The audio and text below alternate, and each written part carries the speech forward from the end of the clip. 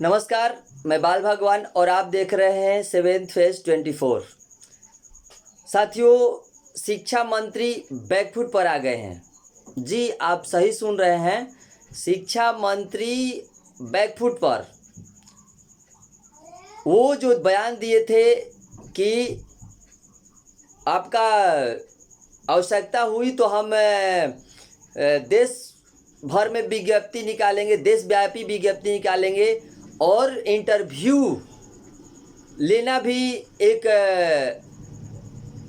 जो रूल है उसका अहम कड़ी हो सकता है। जो नियमावली बन रही है उसमें इंटरव्यू लेने की प्रक्रिया भी शामिल हो सकती है। और जब इसका पूरे बिहार में जोरदार तरीके से विरोध होने लगा, चाहे ट्विटर के माध्यम से, चाहे मीडिया के माध्यम से, इसका जब विरोध होने लगा तो शिक्षा मंत्री जी बैकफुट पर आ गए हैं और उन्होंने ये कहा है कि पेपर में जो वो स्टेटमेंट दिए थे दैनिक भास्कर को और प्रभात खबर को, उसमें कहा है उन्होंने कि उस पेपर के जो मेरे स्टेटमेंट है उसको अच्छे से पढ़ने की आवश्यकता है। मैंने ये कहा है कि अच्छे शिक्षा के लिए, गुणवत्तापूर्ण शिक्षा के लिए इंटरव्यू की व्यवस्था भी होनी चाहिए। और अगर हमको शिक्षक नहीं मिलते गणित, इंग्लिश और विज्ञान का, तो देशव्यापी आपके विज्ञप्ति निकालने की आवश्यकता है।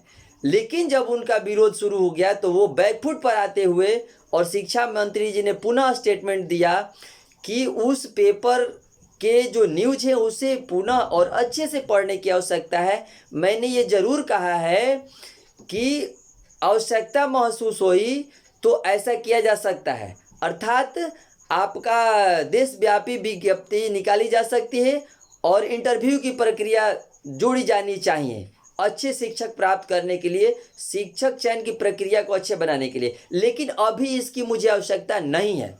जी, आप सही सुन रहे हैं, शिक्षा मंत्री जी ने स्टेटमेंट दिया है कि मैंने ऐसा नहीं कहा है कि अभी इसकी आवश्यकता है या 7वें चरण में ही इसको अप्लाई किया जाएगा, तो इससे अभी आवश्यकता महसूस नहीं हो रही है। कहीं ना कहीं ये बिहार के 38 जिला के अभ्यर्थियों की जीत है कि जिस तरह से विरोध करना शुरू कर दिए, चाहे ट्विटर पर, चाहे मीडिया के माध्यम से।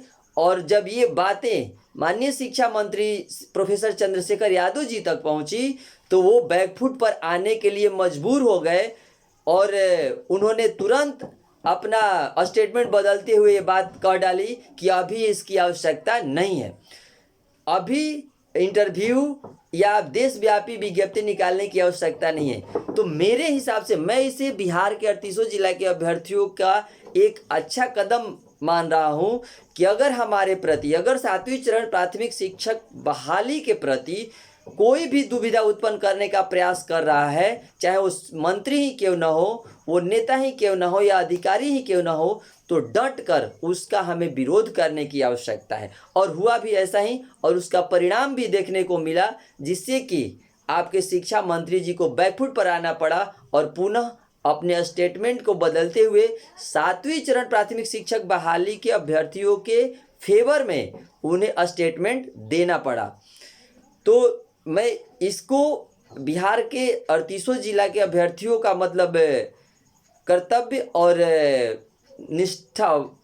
निष्ठावान मानता हूँ, जो निष्ठापूर्वक अपनी इस बहाली को अपने भविष्य से खिलवाड़ न करते हुए, अपने भविष्य को अंधकारमय न होने के देने के लिए बिल्कुल तत्पर हैं और इस बहाली को लेकर के बिल्कुल तत्परता दिखा रहे हैं।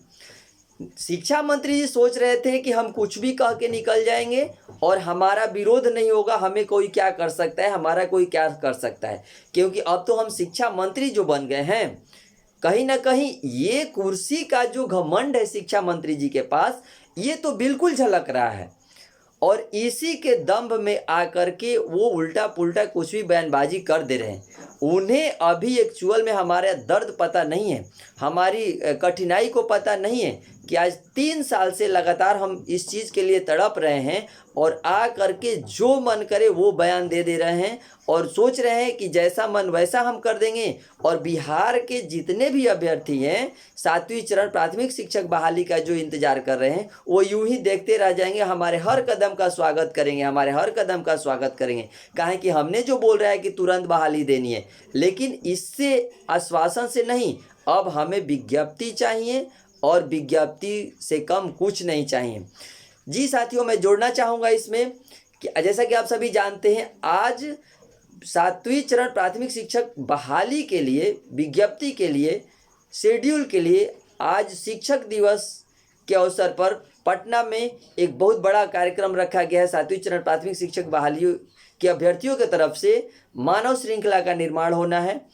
तो आप सभी से आग्रह होगा कि आप अधिक से अधिक संख्या में जुटिए और इसको सफल बनाइए। और मैं ये भी बोलना चाहूँगा कि आप सभी शिक्षक मित्रों का शिक्षक दिवस की ढेर सारी शुभकामनाएं। जी बस इतना ही इस वीडियो में, फिर मिलते हैं अगले वीडियो में। तब तक के लिए नमस्कार, बहुत बहुत धन्यवाद।